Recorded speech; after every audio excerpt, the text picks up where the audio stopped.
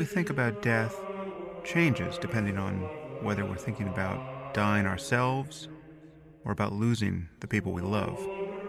But whichever side of the coin we take here, death is really an ever-present reality for us. And it is so whether we're thinking about it or not. It's always announcing itself in the background, on the news, in the stories we hear about the lives of others, in our concerns about our own health, in the attention we pay when crossing the street. If you observe yourself closely, you'll see that you spend a fair amount of energy each day trying not to die.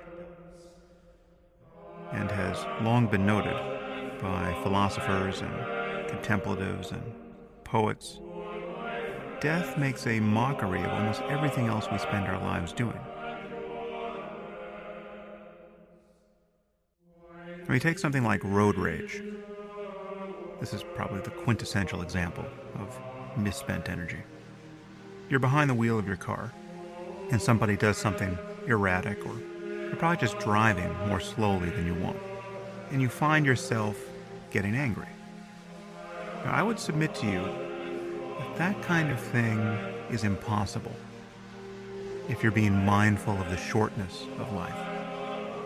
If you're aware that you're going to die, and that the other person is going to die, and that you're both going to lose everyone you love, and you don't know when, you've got this moment of life, this beautiful moment, this moment where your consciousness is bright, where it's not dimmed by morphine in the hospital on your last day among the living.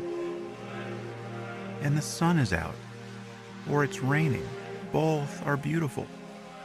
And your spouse is alive, and your children are alive, and you're driving. And you're not in some failed state where civilians are being rounded up and murdered by the thousands. You're just running an errand. And that person in front of you, who you will never meet, whose hopes and sorrows you know nothing about, but which if you could know them, you would recognize are impressively similar to your own, is just driving slow. This is your life, the only one you've got, and you will never get this moment back again.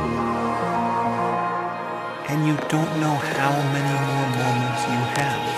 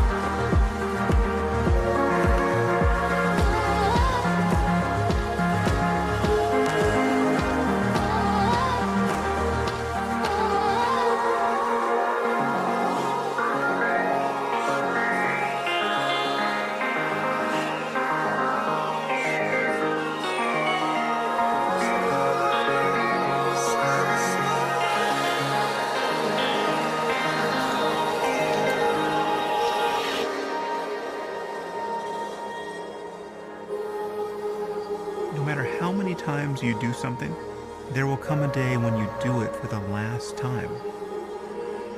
You've had 1,000 chances to tell the people closest to you that you love them, in a way that they feel it, and in a way that you feel it. And you've missed most of them.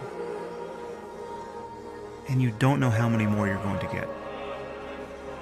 You've got this next interaction with another human being to make the world a marginally better place.